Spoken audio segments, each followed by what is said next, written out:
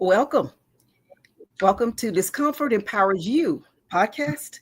And I'm excited today to invite you so that you can actually tune in and actually really learn a lot from today's guest. And today's guest is Peter Abrahamson. And he is the emotional weightlifter. And so he'll be talking to us today about his title and about what he does. I'm Arlene Foster with Empower the Vision. And again, happy to have you here with us today so that we can talk about simply mental health, which is not anything for us to fear. That's not to be just like you don't fear a pain in your hip, do you? But a lot of times we should, but we don't. It's an indicator. Whenever you have a pain somewhere, whether it's mental or whether it's physical, it's giving you the source, is letting you know I need some help here. And that's what Peter will be talking with us today about. And I want to say to you that this is a gentleman that I've gotten to know for years and I'm very, very comfortable with. And I know today you will too. Peter, would you join us and tell us, if you will, where you're located and everything, and also about your expertise? I appreciate you. Thank you. Right. Hi, Marlene. Thank you so much for having me yet again. It's always a pleasure talking to you. And yeah, you're right. We've been known each other for years, although we've only ever met. But one of these days I will go to Memphis, Tennessee, and meet up with you, I'm sure. But if you look at my name, Abrahamson, it may be a bit of a mouthful, but it's because I'm Danish. So it's a perfectly okay Danish name. And I live in the UK. So I've actually now lived more years in the UK than I have in my native Denmark. I'm a translator and interpreter by first education, and I thought I want to go and work where they speak the language I've just mastered in English. So I thought I would go to England, and of course London, it couldn't be anything else, could it? No. So naive little me applied for all sorts of jobs I wasn't qualified for, and I got as many rejections as I sent out applications. So I ended up with a job in Ireland, the Republic of Ireland, just south of Dublin, as a translator. Not what I really wanted, but it was what was on offer. So I took it. It was a detour. I didn't expect that, but I loved the 6 months I had in Ireland. It really opened my eyes to other parts, other things I didn't know about. And you realize how naive you actually are when you graduate and think you know everything. No, you don't. The company then moved me to their office in the UK, and in that way I came through the back door to the UK, where I've been ever since. So how do you go from translator, translating computer manuals and software, to being a psychologist and a coach? Well, I was bored, so I moved into another job, project management. I moved industry, and I was bored again. But I was also hired to introduce change. And suddenly the very people who had asked me to introduce change suddenly turned against the change. All the resistance walls came up. I thought, why? So any sensible person would have bought a book on change management, because I was totally naive to that sort of concept. No, I went and signed up for a degree course in psychology instead. So I loved it. I worked full time, I studied in the evening, and I totally loved it. And then I added some coaching qualifications afterwards. So I was already in the business world for some 10, 15 years maybe before I added psychology and coaching to the whole thing. So what you get from me that's different is I don't come from the pure psychology coaching background and think I know about business. I was already in business. I'd been fired, I'd been hired, I'd been made redundant, I had made my mistakes and had my successes as you do. And then I spent 18 years as a supply chain consultant, where I already had my psychology background and my coaching skills. And it was through that work with people on the forklift trucks and all the way up to those in the boardroom that I realized that I've always been more interested in the people I worked with or worked for than the actual job I was hired to do. So the light bulb moment came up, which says, Peter, why are you doing this then? Why don't you just stop and go and make people the focus of what you do? And that was how I then started to work as a psychologist, as a therapist, and coach, sort of as a side hustle, evenings and weekends when I didn't do my consultancy work. And the people who contacted me said, well, I want a better life. And that's why I call my business Better Lives. And then years later, again, I had to listen to my clients. I love that. And they said, well, something lifted off my shoulders here. So that's how I became the emotional weightlifter, because my clients say that's how it feels when they work with me. So what is emotional weightlifting then, I hear you ask? Fair enough. It is this wonderful mix that is difficult to explain, but it's a mixture of therapy, counseling, coaching, mentoring, but most of all, me being a human being having a conversation with another human being. Because I've been around the block once or twice. My career spans 4 decades, and I'm adding to it every day.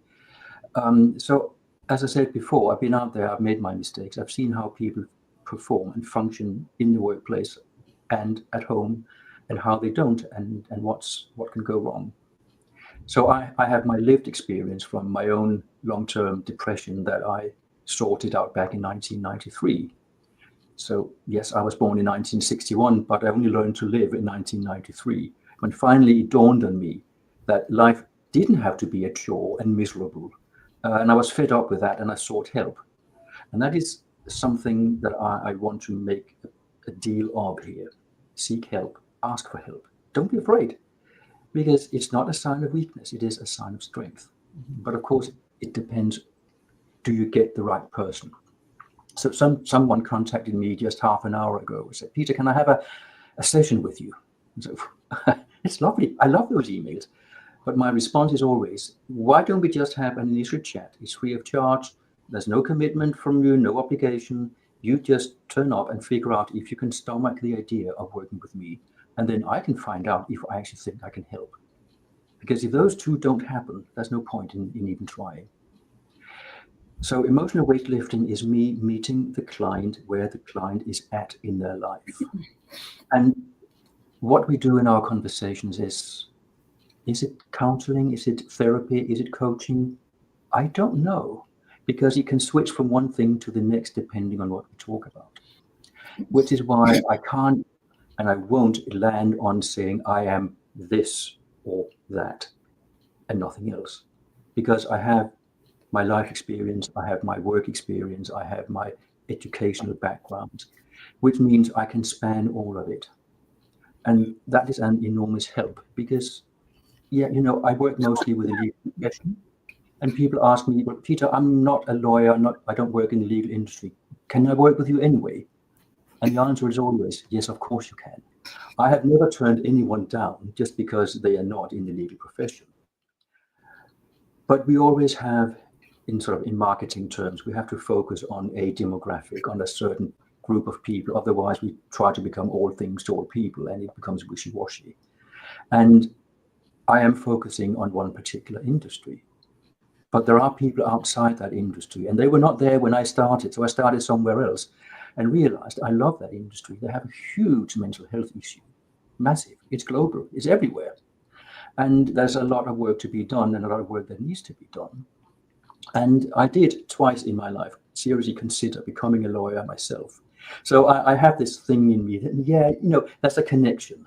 So I wouldn't pick a demographic, if you like, which I couldn't stand, which I didn't like. So I like the profession. I'm not a part of it by education, but there are a lot of people there who need my help. And they have the same problems as every other person on the planet. Behind the fancy job title and the plate glass offices and all that stuff, there are human beings. They may be abused.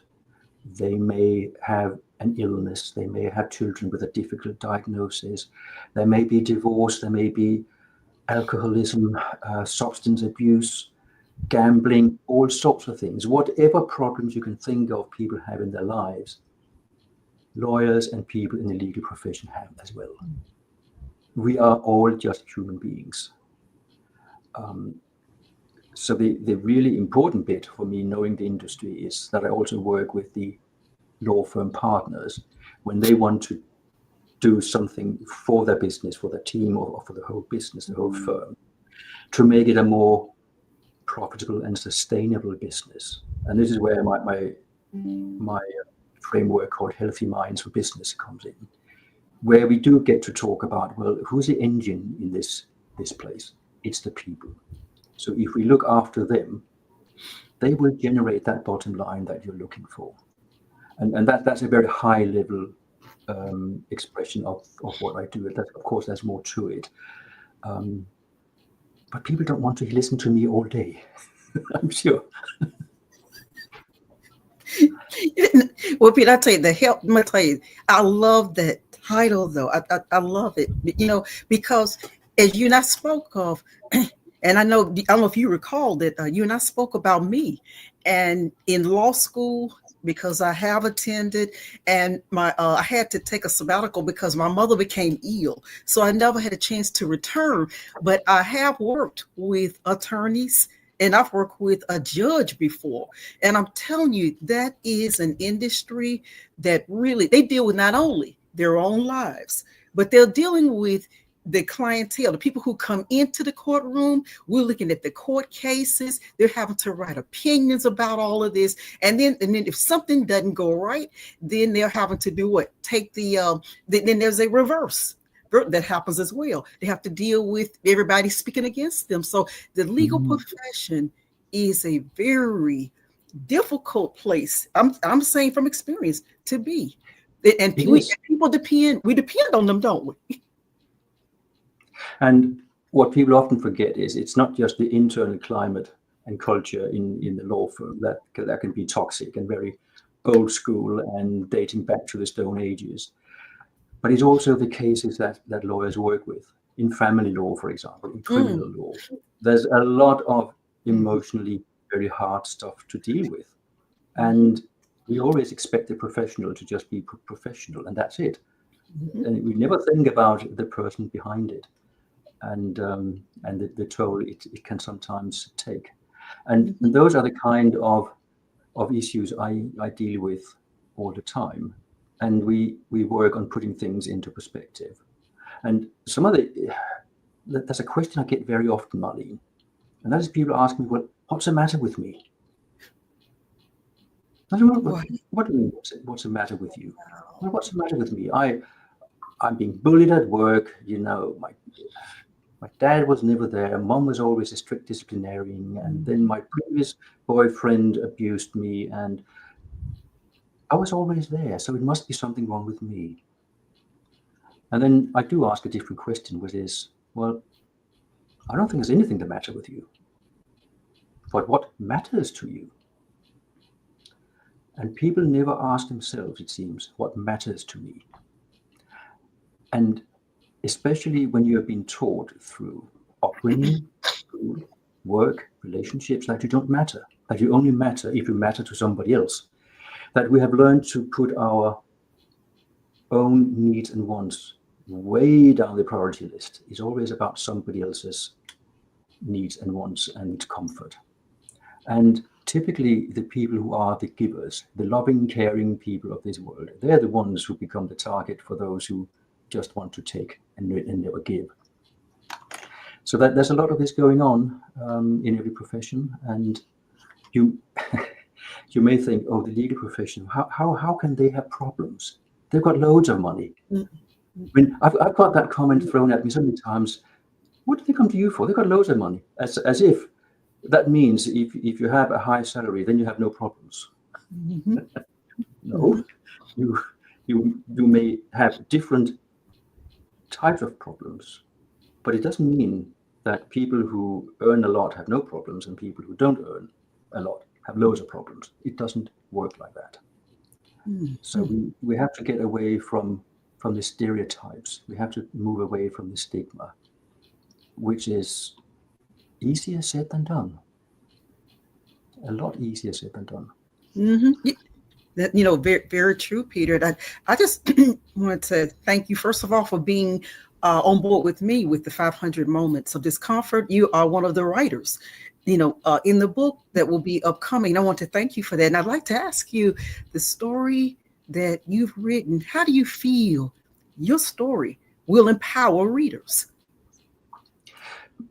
My story is my personal story from how I realized later in my life that actually I lived with a depression. I didn't know I had a depression. Didn't know any different. And it was only I only started studying psychology after I had sorted myself out. So I found in a textbook one or two lines about how children may react to what they hear parents do. And I heard my parents have a conversation. I thought they had an argument. I then thought, being 5 years old thereabouts, that if they had an argument and were unhappy, it was because something I had done. So I then became the very withdrawn and good boy because I didn't want to stir trouble and make mom and dad unhappy. And that just escalated into extreme perfectionism. And I was never happy about myself or with myself. It got to the point where I wanted to take my own life. But I stepped back from my suicide because I didn't want to be accused of not having tried everything. So I put the idea on hold and found a second psychologist, the one that eventually helped me big time. So it was just perfectionism drove me to suicide, but it also saved me from it in a very peculiar way. Mm-hmm. And I did then later on write a book called Break Down Your Emotional Brick Wall. Mm-hmm. And it isn't autobiographical, but it is, as I said in a book somewhere, it is the starter for 10, the sort of beginner's guide that I wish I had had at the time. So I'm asking a few questions about what you're thinking, how's your life going, and there's a few lines where you can write your notes, and it's just start to collect your thoughts, figure out what can you actually do yourself before you seek external help. Because very often, if we ask ourselves the questions, we can also find the answers. And that's another thing with the answers. I don't have all the answers. I'm not supposed to have all the answers. Nobody does. Mm-hmm. But it's my job to help you find the answers by me asking questions that you wouldn't ask yourself. So my journey came from a place of I don't like this world, I don't like myself. I woke up every morning berating myself. I hadn't taken my own life the day before. To now thinking, okay, well, yeah, life still throws things at me, but I deal with it. And I'm now in this wonderful position of being able to get people to that same point. And is it dramatic? Yeah, it was at the time, but is it something I'm embarrassed about? No, not at all. It took me a long time to be able to talk about it as freely as I can now, but that's because we need to break this stigma down. We can all go through a bad time. It's not that in itself that's the issue. It's why did we get there in the first place, and what do we do to move on from that situation? Mm-hmm. Mm-hmm. Peter, how when some of your clientele, or even if there's, because I know you have a podcast as well, which I'd like for you to tell us more about. But how does the suicide, when you speak of it, how does that impact your clientele, and your current clientele and future clientele? How does it impact? It is something I only mention if it's relevant. Okay. So it's not the, oh, let's hear Peter's story. No, my sessions are about my clients. But it has actually been the factor that won me the business, Mm-hmm. because my clients realized here's someone who's been through stuff himself. Mm-hmm. So I can relate to people having issues in their life. I Again, it is a fallacy to think that a doctor is always healthy and that psychologists just have got their act together. Mm-hmm. No, we too are also just human beings. And yeah, that's it. I do not pretend to be someone I'm not. And in my sessions, just like you and I had a good old laugh before we went online here, there's always a laugh and a smile, even when we talk about the most traumatic things. There's somehow things lift, and that's how it should be. Mm-hmm. Therapy is not something dark and dingy and dreadful. It's a journey, and it's a journey of self-discovery. Sadly, I have to teach a lot of people that focusing on yourself is not being selfish or narcissistic or whatever terms people throw around. It's a necessity. It's not a luxury. Because if we hadn't worked ourselves out, we would find it difficult to be around other people. You will also hear me say that business is not about business. Business is about relationships. And the most important relationship is the one that you have with yourself. So the more in tune you are with yourself, the better able you are to be part of and to form healthy relationships with other people, be it at work or in your private life somewhere else with friends. So it is not a luxury, it is a necessity to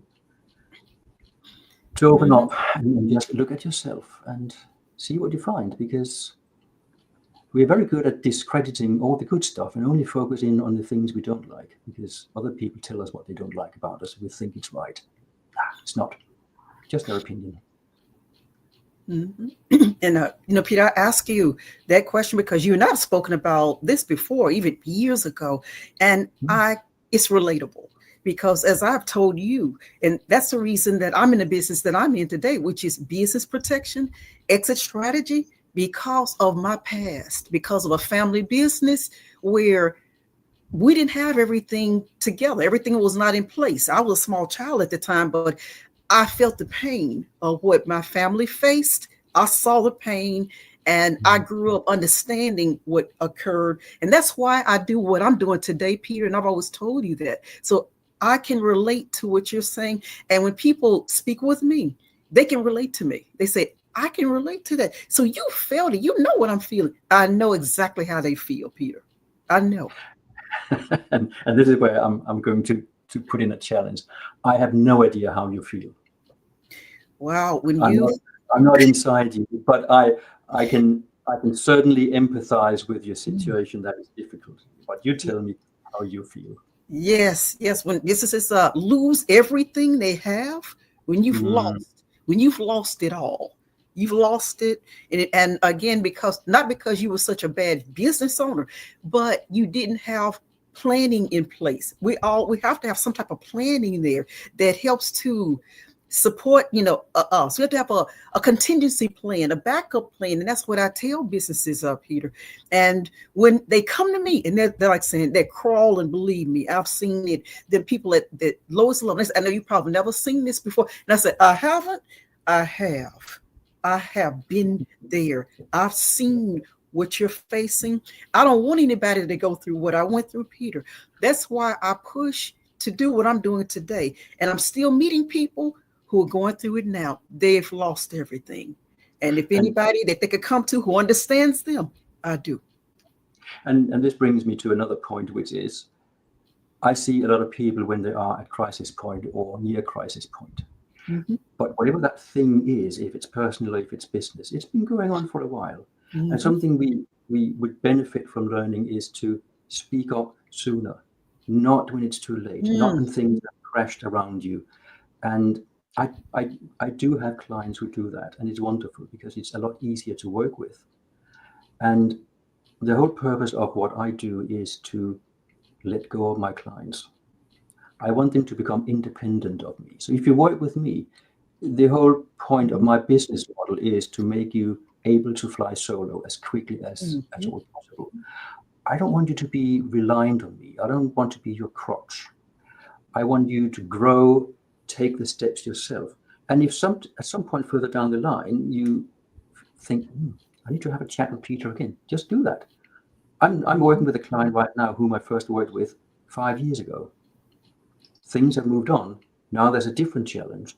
Now there's a different need. And then my clients come back because, well, obviously, if they liked the interaction the first time round, they do. If they didn't, I'm sure they don't. But it is one of those where you build up gradually the relationships.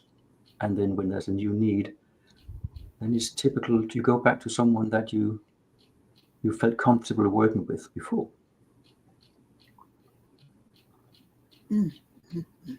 But Peter, just look at what you just said, though. When you have evolved, you know what happens, don't you? You start to do what? You start to now see the new. something that you should have been anticipating all the time. It's like your mind starts to become more creative and much broader than before. So that's a good thing you just described. Okay, you see what I'm saying, Peter? They've challenged one area, and now they're coming back to you because they now are open to new possibilities, new things that they need to really put their minds to and challenge. That's great. That's good to And hear. and that's the thing. We very rarely start from scratch. We Mhm. tend to start from a point of experience, and then we build on that. And there's no harm in looking for a bit of support doing that. One of the issues, by the way, I have in my profession is that people don't like the terminology we use. The word help gives a sense of, oh, I'm needy, I'm helpless, I'm not good enough. Support, yes, slightly better, but then no, I don't need support. I'm good enough as I am. So there are all these words, and I haven't yet invented too many new ones that I can use Mhm. instead of those words, which give people a sense of I'm not good enough, I'm weak. And so the only thing I can keep pounding here is that asking for help is a sign of strength. You know, Mhm. your car has a problem, you take it to the mechanic, not a problem. Your emotions have a bit of a problem, you got a dent. Well, you take it to the emotional weightlifter, and that's it. The I don't know. I mean, we are in sort of the online environment here, but when I'm at networking events in the physical world, and we do this tell us about yourself type of thing, the introduction thing, I usually say, hello, my name is Peter Abrahamson, I'm a weightlifter. And then there's laugh all around because when you see me physically, I do not have the physique of a weightlifter. But then I can explain what weightlifting is about, what emotional weightlifting is about, and then it makes sense. So it's also a talking point. It's a way of describing the mix of the service I offer, that it is this wonderful basket of humanity where we talk about what needs to be talked about, and you walk away with awareness, a plan, an idea, a problem solved. Mhm. Last week, we spent an hour removing guilt that this person had carried for 5 years. And when you feel guilty about something, it's usually because you home in on all the things you think that you did wrong or the things that you didn't do but you should have done.